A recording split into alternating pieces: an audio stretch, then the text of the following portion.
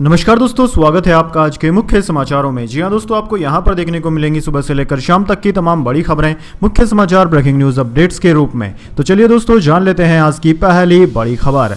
छत्तीसगढ़ में बीजेपी का संकल्प पत्र जारी, विवाहित महिलाओं को 12,000 रुपए, रामलला दर्शन योजना का वादा और भी कई बड़े ऐलान। जी हां दोस्तों, छत्तीसगढ़ में बीजेपी ने विधानसभा चुनाव के लिए अपना घोषणा पत्र जारी कर दिया है। घोषणा पत्र समिति के संपादक विजय बघेल ने बताया कि ये 3 महीने में तैयार हुआ। 3 अगस्त से 3 नवंबर के बीच इसे तैयार किया गया। इसमें 35 सदस्य थे। समाज के सभी वर्गों से राय ली गई। 2 लाख से ज्यादा सुझाव आए। केंद्रीय गृह मंत्री अमित शाह ने घोषणा पत्र यानी कि संकल्प पत्र का लोकार्पण किया है। दोस्तों, आपकी जानकारी के लिए बता दें, अमित शाह ने कहा कि बीजेपी का घोषणा पत्र संकल्प पत्र होता है। हमने इस राज्य की स्थापना की थी, विकास की मुख्य धारा में सम्मिलित करना था। इस हिस्से को 15 साल बीजेपी की सरकार बनी, बीमारू राज्य से अच्छा राज्य बनाया। अगले 5 साल में अब छत्तीसगढ़ को पूर्ण विकसित करेंगे। इसके बाद दोस्तों, अगली बड़ी खबर। Big boss winner Elvish Yadav पर सांपों की तस्करी का आरोप। विदेशी लड़कियां बुलाकर रेव पार्टी करते थे। 20 ml जहर के साथ 5 तस्कर हुए गिरफ्तार।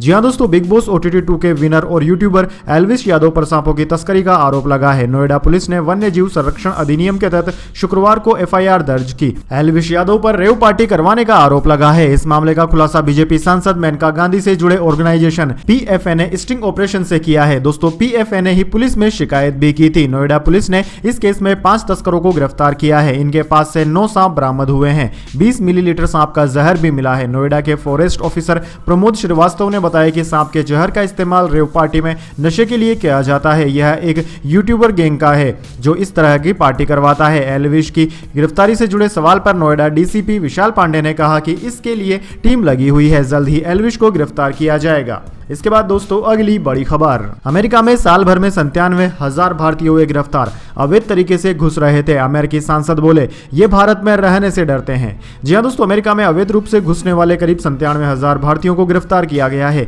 यह आंकड़ा 1 साल यानी कि अक्टूबर 2022 से सितंबर 2023 तक का है। US custom and border protection data के मुताबिक गिरफ्तार किए गए 96,917 भारतीयों में से 30,010 भारतीय US कनाडा बॉर्डर पर पकड़े गए। वहीं 41,770 भारतीय US मैक्सिको बॉर्डर पर पार करते समय गिरफ्तार हुए हैं। अमेरिकी सांसद जेम्स लैकफोर्ड ने संसद में कहा कि पिछले 1 साल में लगभग 45,000 भारतीयों ने अवैध रूप से अमेरिका की दक्षिणी सीमा पार की है। इन भारतीयों को अपने देश में डर महसूस होता है। इसके बाद दोस्तों, अगली बड़ी खबर। हरियाणा में कुंवारों ने बनाया अविवाहित एकता मंच। कहा, CM हमारी मांगों पर ध्यान दे वरना चुनाव में दिखाएंगे दम। जी हां दोस्तों, पुरुषों का अविवाहित रहना समाज में एक नई समस्या को जन्म दे रहा है। हरियाणा में बड़ी संख्या में ऐसे पुरुष हैं जो अविवाहित हैं। काफी पुरुष ऐसे भी हैं जिनकी पत्नी की या तो मृत्यु हो चुकी है या उन्हें छोड़कर जा चुकी है। ऐसे में उनके लिए जीवन यापन करना बड़ा ही मुश्किल साबित हो रहा है। इसी समस्या को देखते हुए हरियाणा में अविवाहित एकता मंच बनाया गया है। इस मंच की मांग है कि सरकार उनकी ओर ध्यान दे और उनकी मांगों को पूरा किया जाए। दोस्तों, अविवाहित एकता मंच के प्रधान वीरेंद्र सागवान ने न्यूज 18 से खास बातचीत में कहा कि उनके जैसे प्रदेश में 8 लाख के आसपास युवा हैं जो कि इस समस्या को झेल रहे हैं। हमें समाज में ठीक नजर से नहीं देखा जाता। लोग हम पर तरह तरह के कमेंट करते हैं। लोग हमें गलत नाम से पुकारते हैं। साथ ही गाँव में तो और भी बदतर हाल है। इसके बाद दोस्तों, अगली बड़ी खबर। IIT बनारस में छात्रा के कपड़े उतरवाने का मामला। 2,500 छात्र छात्राओं ने 11 घंटे प्रदर्शन किया। PMO ने मांगी रिपोर्ट। IIT BHU के बीच दीवार बनेगी। जी हां दोस्तों, बनारस हिंदू विश्वविद्यालय IIT कैंपस में बुधवार 1 नवंबर की रात दोस्त के साथ घूम रही IIT की एक छात्रा से बाइक सवार 3 बदमाशों ने बदसलूकी की और निर्वस्त्र कर वीडियो बनाया। इस घटना के बाद आरोपी कैंपस के हैदराबाद गेट से फरार हो गए। इस घटना से छात्र छात्राएं बेहद नाराज हैं। 2,500 छात्र छात्राओं ने गुरुवार 2 नवंबर को 11 घंटे प्रोटेस्ट किया। देर रात तक छात्र अपनी मांग को लेकर अड़े रहे। इसके बाद पुलिस और IIT BHU के डायरेक्टर ने छात्रों के साथ बैठक की। उन्हें भरोसा दिया कि 7 दिन में सभी आरोपी सलाखों के पीछे होंगे। ऐसी सजा मिलेगी कि उनकी 7 पुश्तें याद रखेंगी। इसके बाद छात्रों ने प्रदर्शन खत्म किया। वहीं दोस्तों, प्रशासन ने IIT बनारस और BHU के बीच दीवार बनाने का फैसला किया है। हालांकि छात्र इसका विरोध कर रहे हैं। उनका कहना है कि कैंपस को 2 फाड़ नहीं किया जाना चाहिए। मदन मोहन मालवीय के सपने को बढ़ता हुआ नहीं देखा जाएगा। इसके बाद दोस्तों अगली बड़ी खबर, रक्षा मंत्री राजनाथ सिंह बोले भारत के नेताओं में जनता का विश्वास हुआ खत्म, नेताओं की कथनी करनी में अंतर, मोदी ने इसे चुनौती के तौर पर लिया। जी हां दोस्तों, राजस्थान के राज्य संबंध में चुनावी सभा को संबोधित करते हुए रक्षा मंत्री राजनाथ सिंह ने बड़ा बयान दिया। उन्होंने कहा कि भारतीय नेताओं की कथनी और करनी में अंतर होने से जनता का उन पर विश्वास धीरे धीरे खत्म होता चला गया। विश्वास का यह संकट कांग्रेस ने गहरा किया है। राजनाथ शुक्रवार को राजसमंद से भाजपा प्रत्याशी दीप्ति माहेश्वरी और नाथद्वारा से विश्वराज सिंह मेवाड़ की नामांकन सभा को संबोधित कर रहे थे।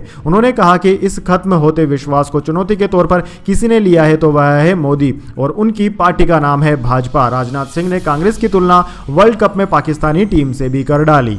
इसके बाद दोस्तों अगली बड़ी खबर, फिर गैस चैम्बर बनी दिल्ली, औसत AQI 450 के पार, निर्माण कार्यों पर लगी रोक, 5वीं तक स्कूल हुए बंद। जी हां दोस्तों, केंद्र सरकार ने दिल्ली NCR में बढ़ते प्रदूषण के स्तर को देखते हुए निर्माण कार्यों पर प्रतिबंध लगाने का फैसला किया है। दरअसल दोस्तों, राष्ट्रीय राजधानी में आसमान धुएं की एक मोटी परत से छिप गया है और प्रदूषण का स्तर इस मौसम में पहली बार गंभीर श्रेणी में पहुंच गया है। वैज्ञानिकों ने अगले 2 सप्ताह के दौरान दिल्ली राष्ट्रीय राजधानी क्षेत्र यानी कि NCR में प्रदूषण का स्तर बढ़ने की चेतावनी जारी कर दी है। वहीं चिकित्सकों ने सांस संबंधी समस्याओं के बढ़ने की चेतावनी जारी की है। दिल्ली के कई इलाकों में शुक्रवार को AQI 450 के पार दर्ज किया गया। नरेला में हवा की गुणवत्ता यानी कि AQI 488, मूंडका में 498, बउना में 496 और पंजाबी बाग में 484 तक जा पहुंचा। इसके बाद दोस्तों अगली बड़ी खबर, सुप्रीम कोर्ट ने कहा राघव चड्ढा बिना शर्त माफी मांगे, सस्पेंशन केस में उपराष्ट्रपति से मिले, फिर राज्यसभा सभापति फैसला करें। दरअसल दोस्तों, आम आदमी पार्टी सांसद राघव चड्ढा के सस्पेंशन केस में सुप्रीम कोर्ट में शुक्रवार 3 नवंबर को सुनवाई हुई। कोर्ट ने चड्ढा को राज्यसभा से उनके सस्पेंशन के मद्देनजर राज्यसभा सभापति से मिलने और बिना शर्त माफी मांगने का सुझाव दिया। CJI DY चंद्रचूड़ ने कहा कि उपराष्ट्रपति पूरे मामले पर सहानुभूति पूर्वक विचार करके आगे कदम उठा सकते हैं। मुख्य न्यायाधीश DY Chandrachud, justice JP Pardiwala और जस्टिस मनोज मिश्रा की बेंच ने अटॉर्नी जनरल R वेंकटरमणि से दिवाली की छुट्टियों के बाद इस मामले की सुनवाई करने को कहा है। आम आदमी पार्टी नेता पर दिल्ली सर्विस बिल पर 5 फर्जी साइन कराने का आरोप है। इसके चलते राघव को संसद के मानसून सत्र के आखिरी दिन 11 अगस्त को राज्यसभा से निलंबित कर दिया गया था। इसके बाद दोस्तों अगली बड़ी खबर, भगवान श्री कृष्ण चाहेंगे तो लड़ेंगी लोकसभा चुनाव, पॉलिटिक्स में एंट्री पर क्या बोली कंगना रनावत। जी हां दोस्तों, बॉलीवुड एक्ट्रेस कंगना रनावत को लेकर एक बार फिर चर्चा शुरू हो गई है कि कंगना रनावत ने राजनीति में उतरने के संकेत दे दिए हैं। दरअसल दोस्तों, कंगना के हालिया बयान से लगता है कि वह लोकसभा चुनाव के दौरान चुनावी मैदान में उतर सकती है। यूपी के मथुरा में द्वारकाधीश के दर्शन करने पहुंची कंगना ने कहा कि भगवान श्री कृष्ण चाहेंगे तो वह जरूर चुनाव लड़ेंगी। कंगना रनावत के इस बयान से अंदाजा लगाया जा रहा है कि वह 2024 के चुनाव में उम्मीदवार के तौर पर उतरने का मन बना चुकी है।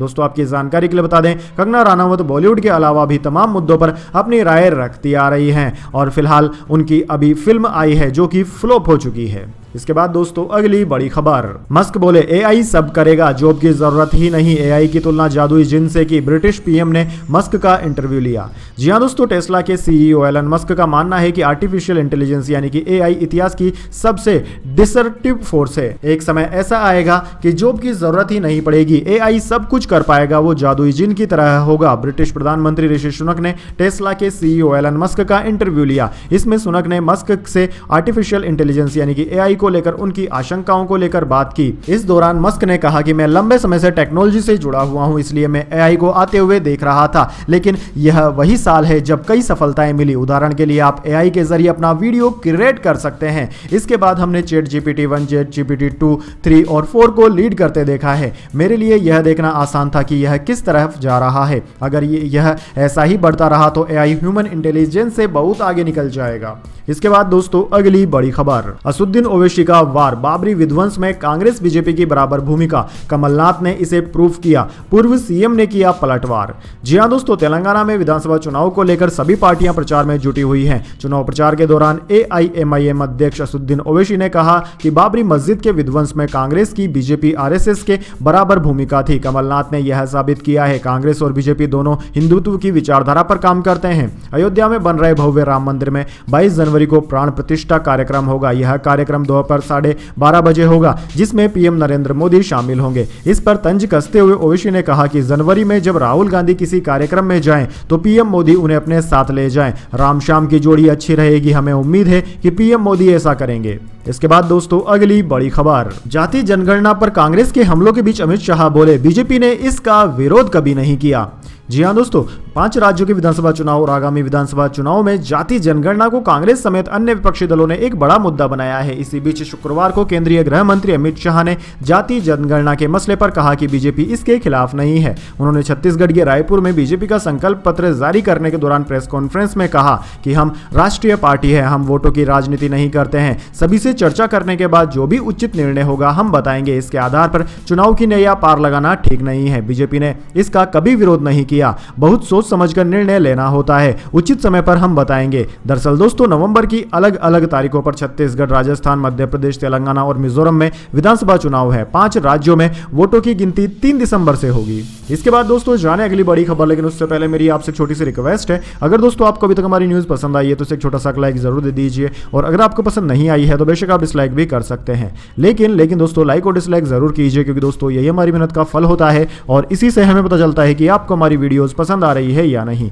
तो चलिए दोस्तों जान लेते हैं आज की अगली बड़ी खबर। सेंसेक्स 282 अंक की तेजी के साथ 64,363 पर हुआ बंद। निफ्टी भी 97 अंकों की बढ़त के साथ बंद। अपोलो हॉस्पिटल टॉप गेनर रहा। जी हां दोस्तों, शेयर बाजार में शुक्रवार को तेजी देखने को मिली। सेंसेक्स 282 अंकों की तेजी के साथ 64,363 के स्तर पर बंद हुआ। वहीं निफ्टी में भी 97 अंकों की तेजी रही। यह 19,230 के स्तर पर बंद हुआ। सेंसेक्स के 30 शेयरों में से 20 में तेजी और 10 में गिरावट देखने को मिली। वहीं दोस्तों बात करें निफ्टी 50 के टॉप गेनर और टॉप लूजर स्टॉक्स की, तो दोस्तों निफ्टी 50 के टॉप गेनर्स में आज अपोलो हॉस्पिटल, अडानी पोर्ट्स और आइसर मोटर्स रहे, जबकि निफ्टी 50 के टॉप लूजर्स में बजाज फिनसर्व, एसबीआई लाइफ और डॉक्टर रेड्डीज रहे। इसके बाद दोस्तों अगली बड़ी खबर, जोमेटो को लगातार दूसरी तिमाही में हुआ मुनाफा। Q2 फाइनेंशियल ईयर 2024 में कंपनी का नेट प्रॉफिट 36 करोड़ रुपए रहा। रेवेन्यू 71% बढ़ा, शेयर 10% चढ़ा। जी हां दोस्तों, फूड डिलीवरी कंपनी जोमेटो ने शुक्रवार को फाइनेंशियल ईयर 2023-24 की दूसरी तिमाही के नतीजे घोषित कर दिए। Q2 फाइनेंशियल ईयर 2024 में कंपनी का नेट प्रॉफिट सालाना आधार पर बढ़कर 36 करोड़ रुपए रहा। कंपनी को लगातार दूसरी तिमाही में प्रॉफिट हुआ है। वहीं दोस्तों कंपनी को पिछले साल की समान तिमाही में 251 करोड़ रुपए का लॉस हुआ था। वहीं पिछली तिमाही में कंपनी को 2 करोड़ रुपए का प्रॉफिट हुआ था। तब जोमेटो ने पहली बार मुनाफा दर्ज किया था। कंपनी की स्थापना 15 साल पहले 2008 में हुई थी। इसके बाद दोस्तों अगली बड़ी खबर, टिम कुक ने भारत को एक्साइटिंग मार्केट बताया। एप्पल सीईओ बोले यहां ज्यादा लोग मध्यम वर्ग में जा रहे। तिमाही में रेवेन्यू रिकॉर्ड बना। जी हां दोस्तों, एप्पल इंक के सीईओ टिम कुक ने कंपनी के लिए भारत को बेहद एक्साइटिंग मार्केट बताया है। सितंबर तिमाही के दौरान एप्पल का ओवरऑल रेवेन्यू बीती तिमाही की तुलना में कम हुआ है, लेकिन भारत में रेवेन्यू का ऑल टाइम हाई रिकॉर्ड किया गया। एप्पल के सितंबर तिमाही में 89.5 बिलियन का रेवेन्यू दर्ज किया है, जो साल दर साल 1% कम है। हालांकि कंपनी के आईफोन का रेवेन्यू अच्छा रहा। इस तिमाही में आईफोन का रेवेन्यू 43.8 बिलियन रहा, जो साल दर साल 3% ज्यादा है।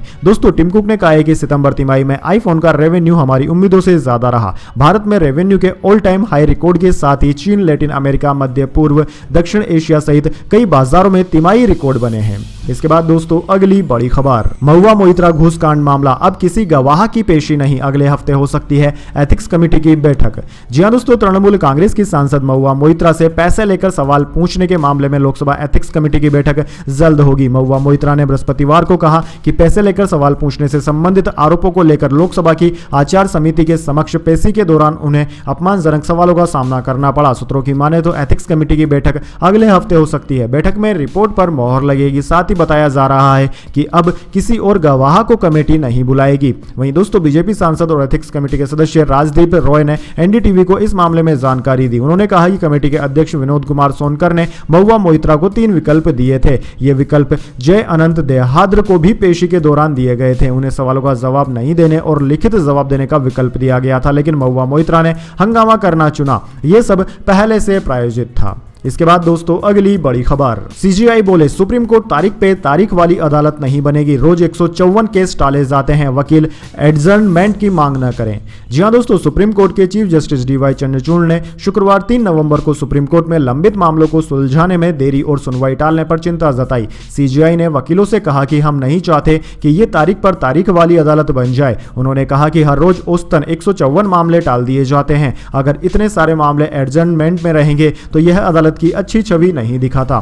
साथ ही सीजीआई ने वकीलों से अपील की कि जब तक जरूरत न हो तब तक सुनवाई टालने की मांग न करें। दरअसल दोस्तों, सीजीआई चंद्रचूड़ ने एक मामले की सुनवाई के दौरान पेश हुए वकील की ओर से एडजर्नमेंट की मांग पर नाराजगी जाहिर की। सुप्रीम कोर्ट लगातार लिस्टेड मामलों की सुनवाई कर रहा है और सबसे ज्यादा एडजर्नमेंट की मांग इन्हीं मामलों में की जाती है। इसके बाद दोस्तों अगली बड़ी खबर, विवादों के बाद अब राज कुंद्रा एक्टिंग में छाए, प्रोफेशनल एक्टर की तरह काम किया, जबरदस्ती का ह्यूमर खटक सकता है। दोस्तों इस हफ्ते फिल्म यूटी 69 रिलीज हुई है जो कि काफी अच्छी बताई जा रही है। इस फिल्म में अभिनेत्री शिल्पा शेट्टी के पति बिजनेस राज कुंद्रा ने अभिनय किया है। यह उन्हीं की जिंदगी पर बनी एक बायोपिक है। यह एक बायोग्राफी ड्रामा फिल्म है। फिल्म की लेंथ 1 घंटे 57 मिनट की है। दोस्तों इस फिल्म को फिलहाल 5 में से 3 स्टार रेटिंग दी गई है। दोस्तों आपकी जानकारी के लिए बता दें, 2021 में मुंबई पुलिस की क्राइम ब्रांच ने अश्लील फिल्में बनाने के आरोप में राज कुंद्रा को गिरफ्तार कर लिया था। कुछ मॉडल और स्ट्रगलिंग एक्ट्रेस ने राज कुंद्रा पर जबरन अश्लील फिल्मों में काम कराने का आरोप लगाया था। इसके बाद राज कुंद्रा को 2 महीने जेल में रहने पड़े थे। जेल में राज की लाइफ कैसी थी, उन्हें वहां क्या क्या फेस करना पड़ा, फिल्म में यही स्टोरी दिखाई गई है। इसके बाद दोस्तों अगली बड़ी खबर, बॉम्बे हाई कोर्ट का आरटीआई के तहत जानकारी देने से इनकार, कहा इससे न्यायाधीशों की जान को खतरा होगा। जी हां दोस्तों, बॉम्बे उच्च न्यायालय के लोक सूचना अधिकारी ने सूचना का अधिकार अधिनियम आरटीआई के तहत मांगी गई जानकारी देने से इनकार कर दिया। दक्षिण मुंबई में स्थित अदालत की पुरानी इमारत के संरचनात्मक ऑडिट के बारे में जानकारी मांगी गई थी, लेकिन लोक सूचना अधिकारी जानकारी देने से यह कहते हुए इनकार कर गए कि ऐसे विवरण का खुलासा करने से न्यायाधीशों और अन्य न्याय अधिकारियों की जान को खतरा होगा। पर्यावरण से जुड़े मामलों के कार्यकर्ता झोरू पटेन ने पिछले महीने एक आरटीआई आवेदन दाखिल कर बॉम्बे उच्च न्यायालय की मुख्य व सौंद इमारत के पिछले 3 संरचनात्मक ऑडिट की प्रतियां मांगी थी। बठेना ने कहा कि उन्होंने दक्षिण मुंबई के मालाबार हिल में 135 साल पुराने जलाशय के पुनर्निर्माण संबंधित एक मामले में उपयोग करने के लिए जानकारी मांगी थी, लेकिन अदालत ने इसे देने से इनकार कर दिया है। तो दोस्तों यह थी आज की तमाम बड़ी खबरें। इसके बाद दोस्तों बारी आती है आज के माइंड क्यूज क्वेश्चन की। जी हां दोस्तों, एक आसान से सवाल का जवाब देकर आप जीत सकते हैं एक अमेजिंग सरप्राइज गिफ्ट हमारे यूट्यूब चैनल की ओर से। तो दोस्तों आज का सवाल आपकी स्क्रीन पर आ चुका है। भारत की फाइनेंशियल कैपिटल यानी कि आर्थिक राजधानी कौन सा शहर है? जी हां दोस्तों, अगर आप जानते हैं भारत की